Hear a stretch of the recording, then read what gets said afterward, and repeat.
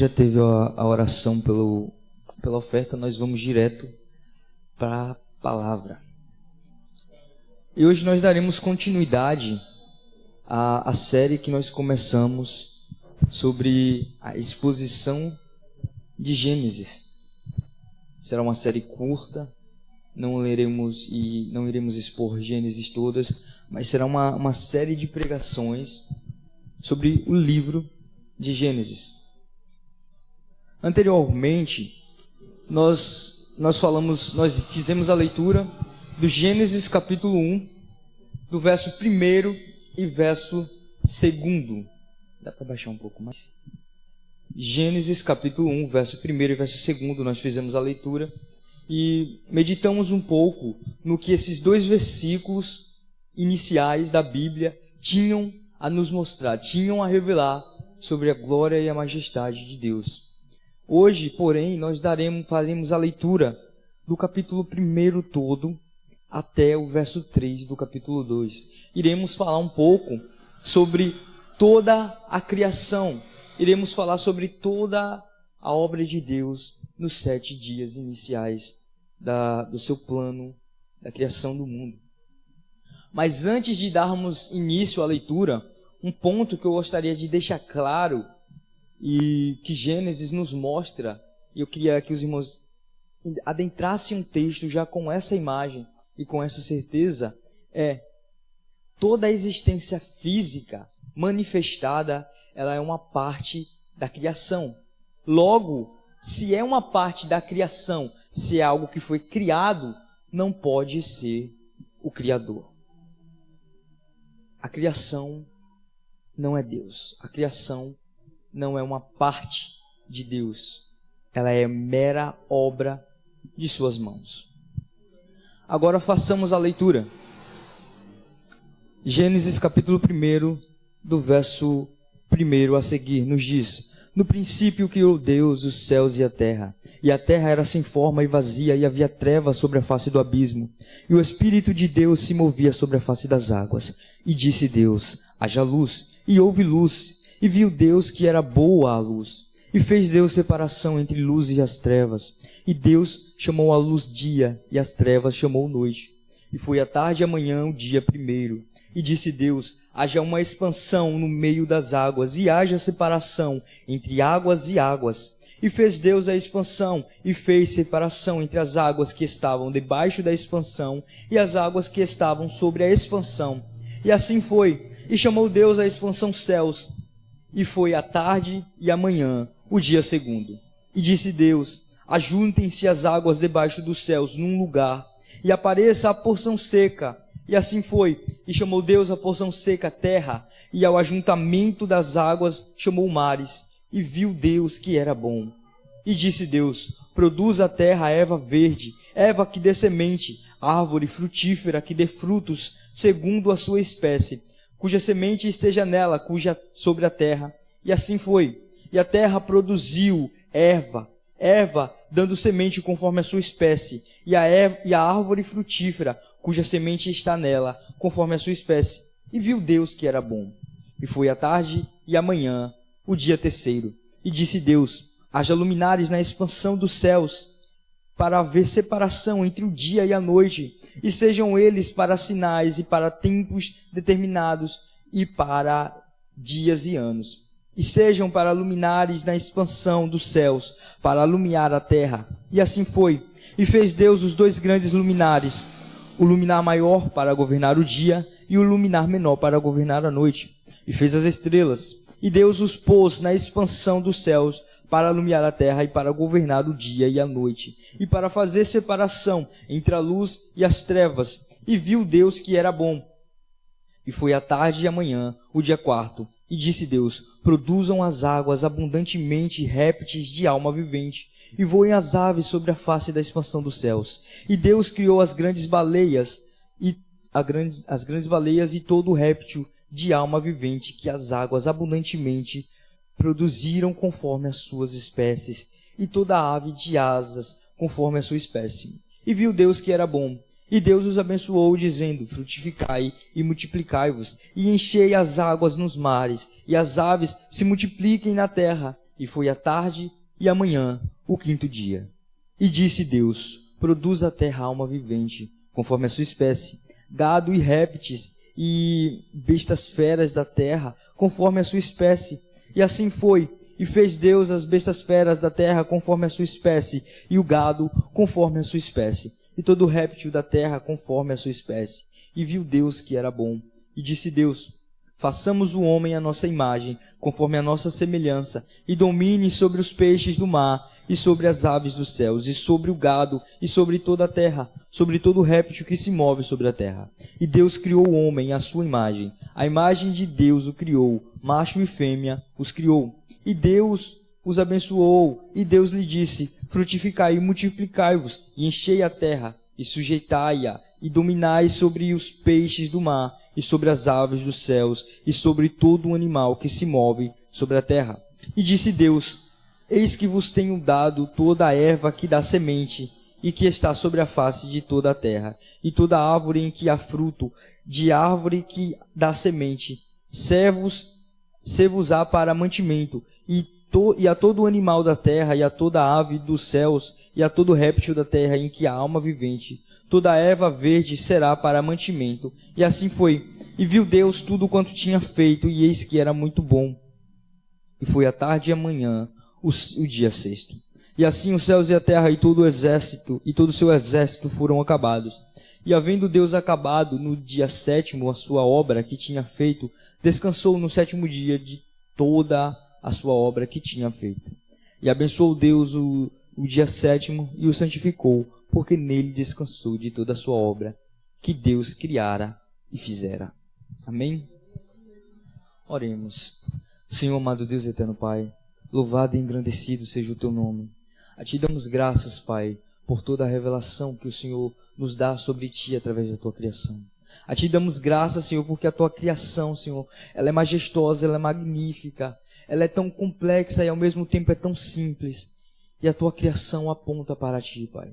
A ti damos graças, Senhor, porque se a criação é tão grandiosa, tão perfeita, tão estabelecida, tão minuciosamente criada, organizada, imagina o Senhor. Se a tua criação é dessa forma, quanto mais a ti, o Criador de todas essas coisas, Pai. Nós louvamos porque a tua palavra, Senhor, nos esclarece quem tu és verdadeiramente. E neste momento te pedimos que o Senhor retire as escamas dos nossos olhos e nos faça entender e contemplar quem tu és através dessas escrituras, Pai. Essa oração que fazemos a ti, em nome de Jesus. Amém.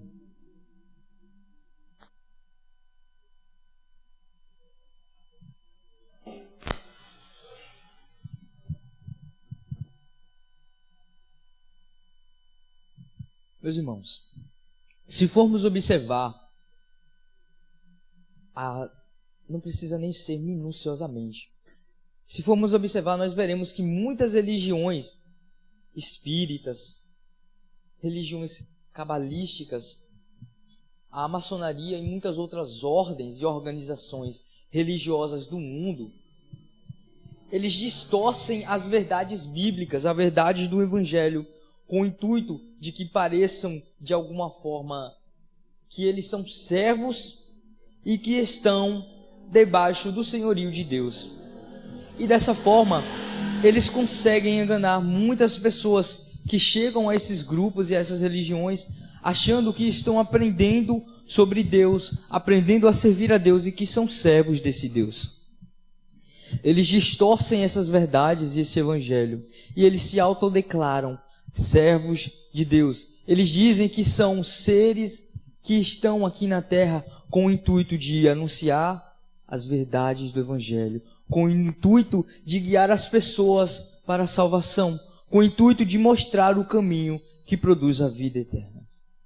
Eles se autodeclaram e se autodenominam donos da verdade, ou aqueles que tiveram um esclarecimento e uma revelação do que é a divindade, de quem é Deus. E eles alegam isso com toda a certeza, fazendo uso das suas escrituras, que para eles são sagradas, e fazendo uso das escrituras sagradas para nós, da Bíblia, do próprio Evangelho. Eles distorcem essas palavras, inclusive muitas palavras ditas pelo próprio Cristo. E essas religiões, elas conseguem dessa forma trazer para si grupos de pessoas que acham que estão se aproximando de Deus, se aproximando do Evangelho, quando na verdade estão caindo na armadilha satânica do inimigo, na armadilha que Satanás preparou para aprisionar as suas almas, para aprisionar as suas mentes e aprisionar os seus espíritos. E eu destaco principalmente grupos que têm como base de estudo, como base de pesquisa, as leis herméticas, as leis de Hermes Trismegisto, as leis que dizem que revelam os segredos de Deus, e não só de Deus, mas o segredo de todo o universo. Grupos que pesquisam e que estudam as leis que regem o cosmo atual, que regem o mundo, e eles alegam que através desses estudos eles conseguem compreender a grandeza e a magnitude daquilo que nós cristãos não conseguimos compreender. Eles conseguem alegar que todas as coisas, tanto espirituais como carnais, tanto vibracionais como físicas, são uma coisa só. E eles alegam que, através do seu conhecimento e do seu estudo, das suas pesquisas, eles conseguiram compreender e acessar esse estado divino, esse estado em que eles são Deus ao mesmo tempo que são humanos. E isso nós sabemos que é um grande engano, é uma grande heresia e é uma falsa verdade do Evangelho. Tais religiões pregam sobre o todo, sobre a cosmologia e sobre todas as coisas serem uma coisa só, indo contra as verdades que nós temos do Evangelho, onde diz que há um só Deus e um só mediador entre Deus e o homem. Nós não somos deuses, somos seres criados, somos criaturas, seres criados por esse Deus. A criação, a natureza não é Deus, ela é uma parte é uma parte da revelação de Deus sobre o seu caráter criador.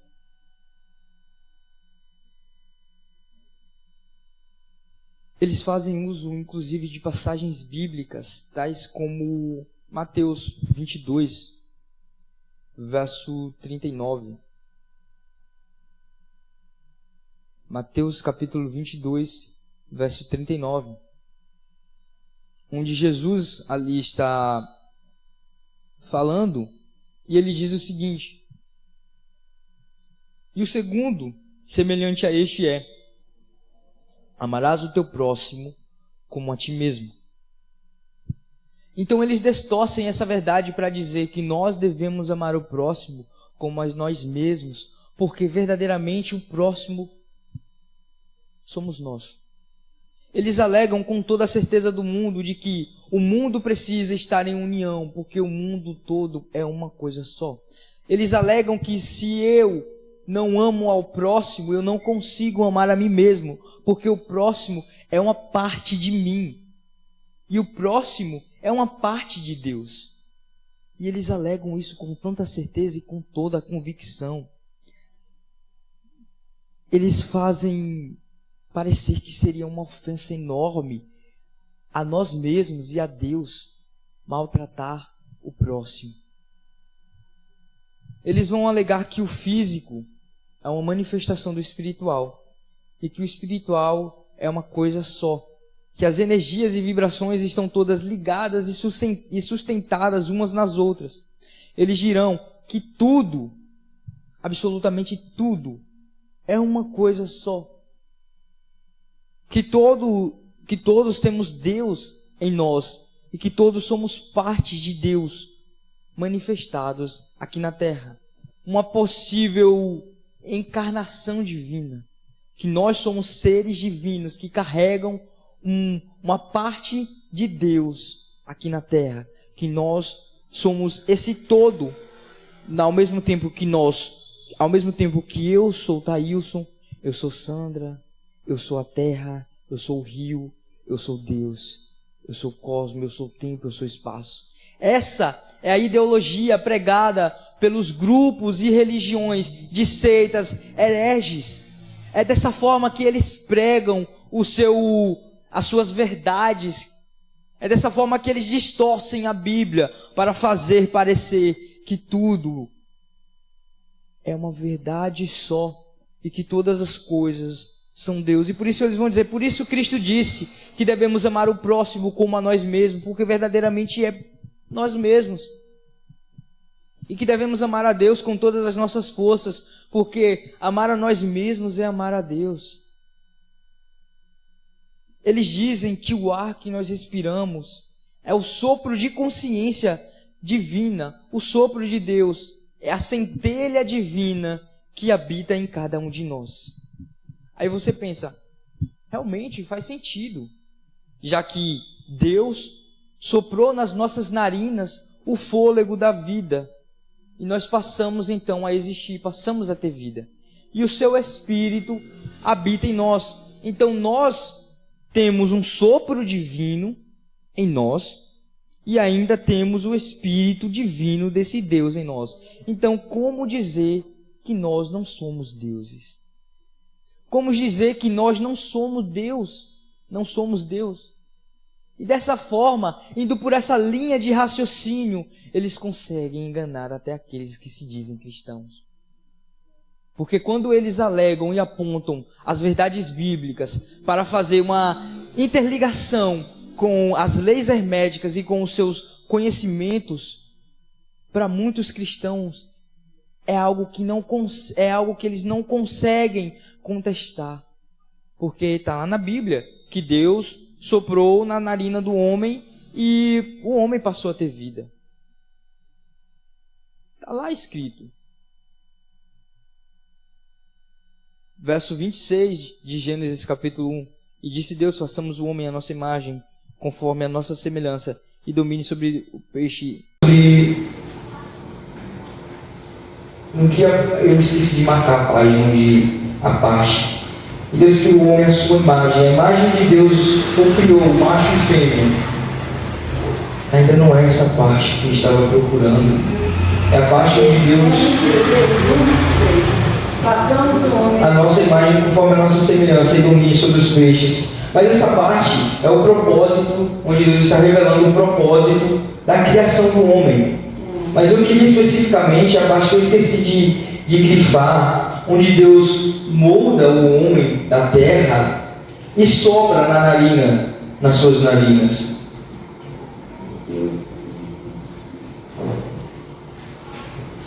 Mas o que? Então Deus forma o homem, sopra na narina dele, e o homem passa então a ter um fôlego de vida. O fôlego de vida. Ele passa então a existir. Mas se nós nos basearmos somente nisso, se nós tivermos somente isso como uma base para acreditar. 2:7. O 2:7? É. E formou o Senhor o homem do pó da terra, e soprou em seus narizes o fôlego da vida, e o homem foi feito alma vivente. Muitos usam essa linha de raciocínio para pensar da seguinte forma: a primeira coisa que eu perco quando eu paro de respirar não é a minha vida. Aquilo que eu perco quando eu paro de respirar é a atividade cerebral. O meu cérebro para de funcionar por uma fração de segundos. Então, se o ar, o fôlego de vida que Cristo soprou, que Deus soprou em mim, não entra mais em mim, eu passo a deixar de existir. E por essa linha de raciocínio, eles vão em direção aqui. Se o ar que eu respiro é o que me mantém vivo, então o ar que eu respiro é uma consciência divina. Não é somente o fôlego que Deus havia soprado em mim, é uma consciência divina. Logo, eu estou respirando uma consciência do próprio Deus. Então, se o ar em si é uma consciência do próprio Deus, todas as outras coisas que são sustentadas pelo ar também fazem parte disso. Então também são Deus, fazem parte de Deus. E assim eles vão distorcendo cada vez mais o Evangelho e a criação de Deus. Mas, meus irmãos, nós precisamos atentar, precisamos estar cientes de que o mundo, Satanás, ele maquia os seus ensinamentos com a base do Evangelho. Ele faz uso principalmente do Evangelho para distorcer as verdades do próprio Evangelho. Assim como ele não distorceu, mas fez uso das palavras para enganar a Cristo, para tentar ao próprio Deus. O mundo não usa estratégias diferentes. Eles usam a própria Bíblia, a própria palavra que nós temos e que nós acreditamos como verdade absoluta, para distorcer e confrontar e questionar a nossa fé. Para dizer, olha, é a mesma coisa que a sua Bíblia está dizendo. Só está dizendo de uma forma que é mais clara para você entender. A Bíblia vai dizer que você deve amar o próximo como a si mesmo, porque o próximo é você mesmo. A Bíblia vai dizer que Deus soprou o fôlego de vida em suas narinas, e esse fôlego é um fôlego divino. Então você respira uma parte de Deus. No seu interior há uma parte de Deus. Então sim, se em você tem uma parte de Deus, você é o próprio Deus. E eles vão fazendo uso, mastigando essas verdades bíblicas, fazendo ligações entre uma passagem e outra passagem, fazendo todo um malabarismo teológico para distorcer a verdadeira intenção do Evangelho, que é mostrar que o homem é criação, o homem é filho, mas não é Deus, e que o homem depende de Deus.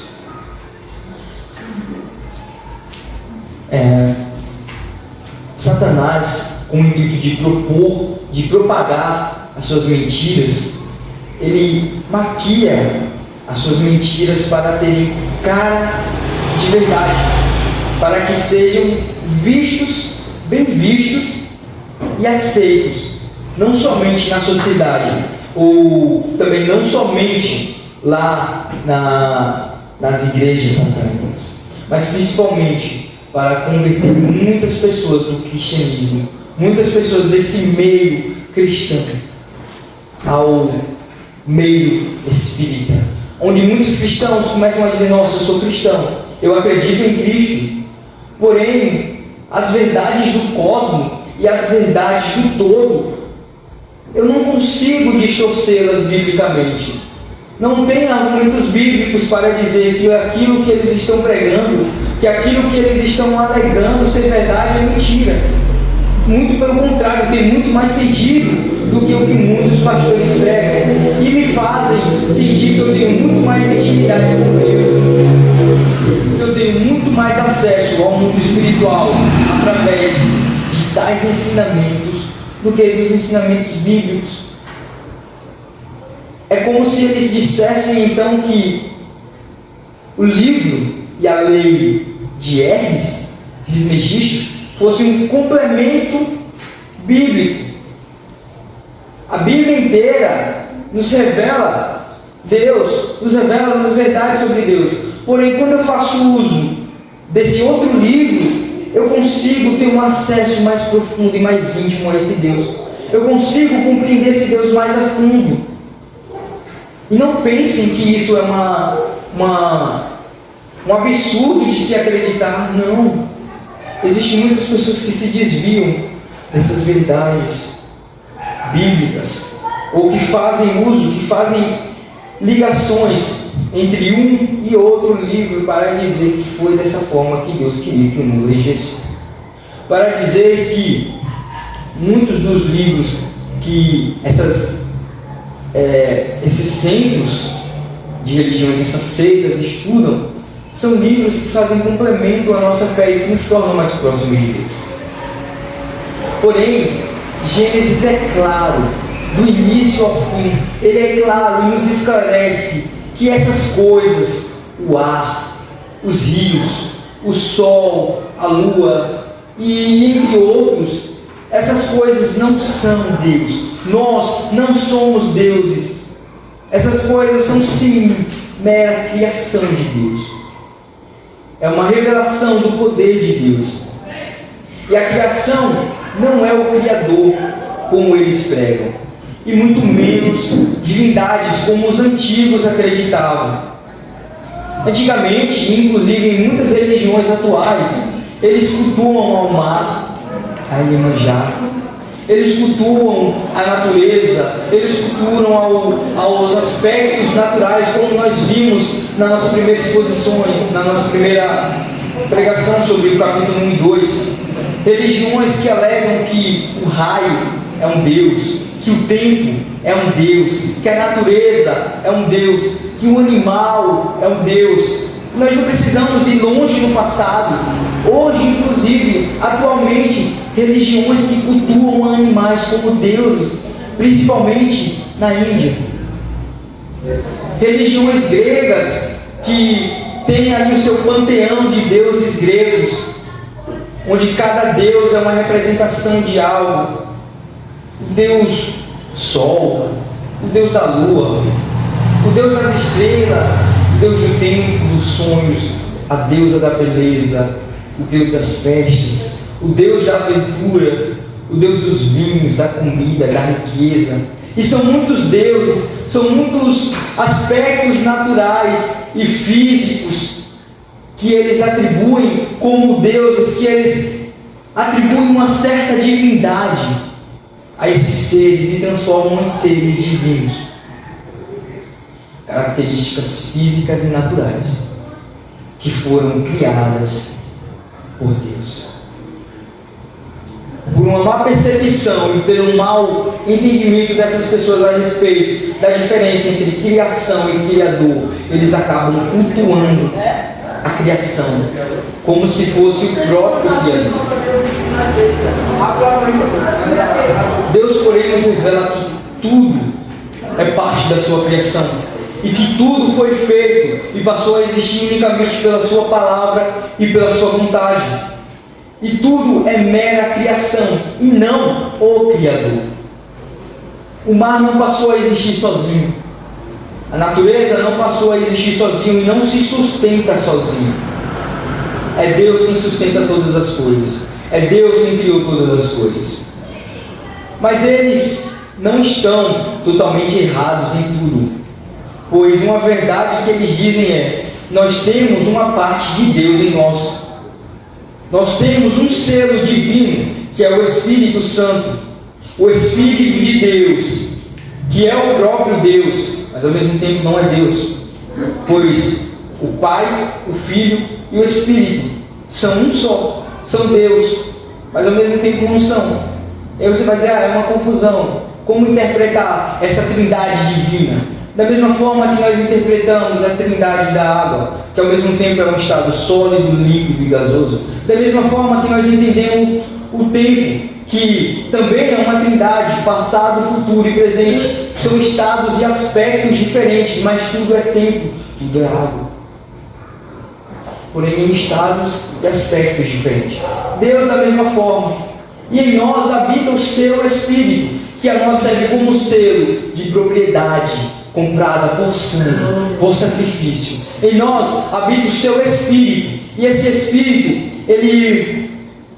ele não nos torna deuses, ou não nos torna o próprio Deus. Muito pelo contrário, não faz com que nós sejamos nem seres divinos. Não. Esse Espírito que em nós habita, ele nos confronta constantemente. Ele revela a nossa natureza carnal e humana, nossa natureza podre e pecaminosa. Esse Espírito, ele revela a nossa miséria. Ele testifica ao nosso espírito que nós somos dependentes de Deus. Ele testifica não que nós somos deuses, mas que nós necessitamos cada vez mais nos achegarmos a Deus. Ele testifica de que sem Deus estaríamos perdidos. De que se não fosse a graça do Senhor sobre as nossas vidas, o nosso destino seria a condenação eterna, o juízo final. Seria os olhos do Senhor com ira e fogo sobre nós, direcionados a nós. Isso é o que o seu Espírito faz em nós. Esse é o papel do Espírito Santo. Não nos tornar seres divinos, mas nos tornarmos filhos dependentes e íntimos de um Pai. Essa é a revelação que o Espírito Santo nos dá, de que somos humanos, criação, dependentes do Criador. 1 Timóteo, capítulo 2, verso 5, já indo em direção ao final. 1 Timóteo, capítulo 2, verso 5, vai nos dizer: porque há um só Deus, um só mediador entre os homens, entre Deus e os homens, Jesus Cristo, homem. Verso 6: o qual se deu a si mesmo em preço de redenção por todos, para servir de testemunho a seu tempo. A carta de Paulo a Timóteo, ele faz essa revelação a nós, de que nós não somos Deus. Nós não somos deuses. Ele faz essa revelação de que o ar não é um Deus, as águas não são um Deus, o relâmpago não é um Deus, as pestes não são um Deus, a beleza não é uma deusa. Os aspectos naturais, físicos, não são deuses. Há um só Deus e um só mediador entre Deus e os homens, e esse é Jesus Cristo. E eu ainda digo, e há um só Espírito que testifica que nós somos propriedade de Deus. Um só Espírito que nos dá o esclarecimento e o entendimento de que Deus é um Deus poderoso, de que Deus é um Deus onisciente, onipresente e onipotente, de que Deus é um Deus que criou todas as coisas e não que foi criado, de que Deus é um Deus que deu sentido à existência e não há um Deus que existe, de que Deus é um Deus fora de todo esse contexto e de toda essa percepção que nós humanos possamos ter a respeito de si mesmo, a respeito deles e a respeito de nós mesmos. A criação, meus irmãos, não é Deus, mas ela revela a grandeza e o poder desse Deus. A criação, ela aponta diretamente para o Criador. A criação, quando nós contemplamos toda a criação com o intuito de receber um entendimento e uma revelação de Deus e conhecer a Deus, nós conseguimos então ter essa revelação. Aí você vai dizer, não, como é que eu vou olhar para a criação e conhecer a Deus ou entender sobre Deus?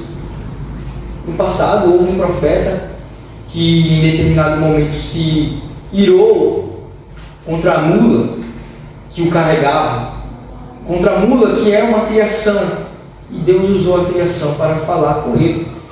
Então, através da criação, aquele profeta que todos nós conhecemos, o profeta Balaão, conseguiu ter um entendimento e um esclarecimento, uma revelação de Deus.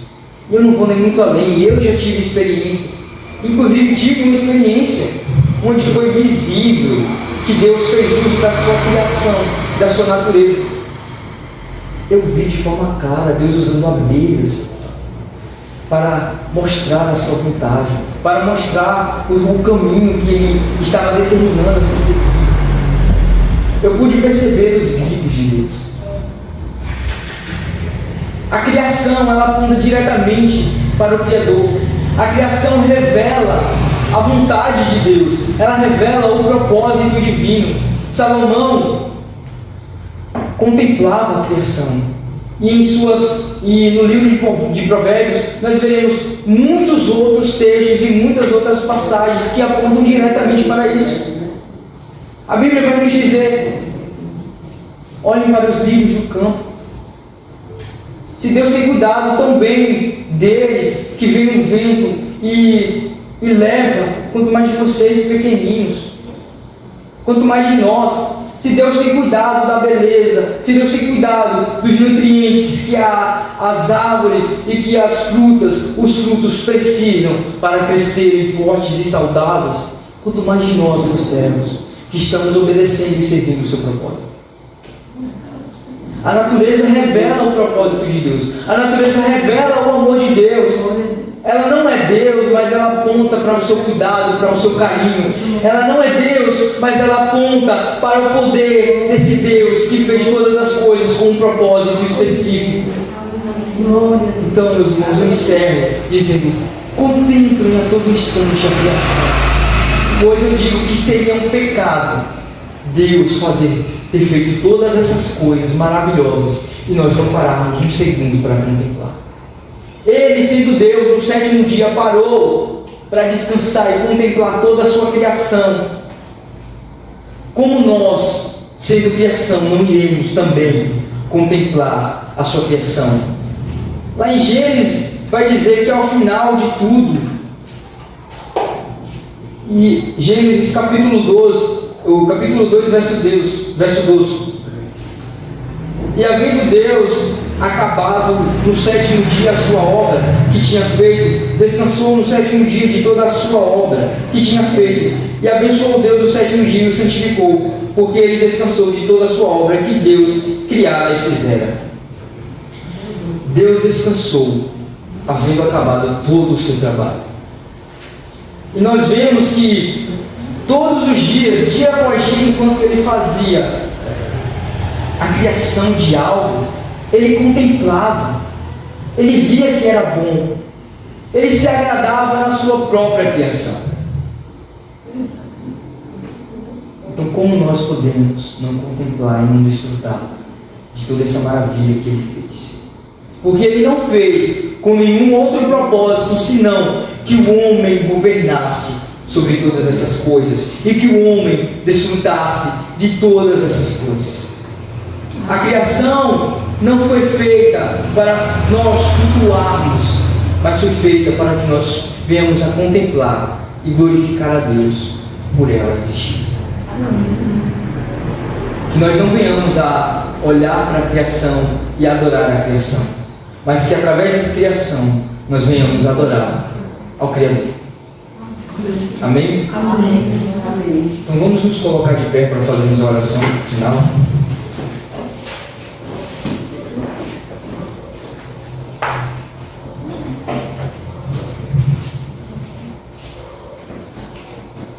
Olha, Senhor, amado Deus, a Ti damos honra, glória e louvor. A Ti que é 3 vezes santo e que não há outro igual ou semelhante. A Ti que é o Deus único. A Ti que é o único Deus existente e Criador de todas as coisas. A Ti nós damos louvor, pois Tu está fora do contexto da padronização humana sobre existência e criação. Pois antes de todas as coisas o Senhor já era. E depois de todas as coisas o Senhor continuará sendo. Nós Te louvamos porque a Tua palavra nos esclarece quem Tu és, e nos dirige, nos direciona, nos dá um entendimento. O Senhor nos torna dependentes da Tua palavra, para que nós não venhamos a observar outras culturas e outras religiões e acreditar nelas. Para que nós não venhamos a observar leis do mundo ou do cosmos e achar que é de acordo com essa lei que o Senhor opera a Tua vontade. Te agradecemos porque o Senhor nos dá o esclarecimento da Tua vontade a todo instante. O Senhor nos revela quem é digno de honra, de glória e de louvor. E não é outro senão o Senhor. O Senhor nos revela de que o Senhor é um Deus triuno, que o Senhor é Pai, Filho e Espírito, e que o Seu Espírito habita em nós. E o Senhor nos revela que o Seu Espírito não nos torna divino, mas nos torna dependentes de Ti, nos torna propriedade exclusiva. Nós Te louvamos e Te agradecemos pelo Teu carinho, pelo Teu cuidado, pela Tua revelação a nós.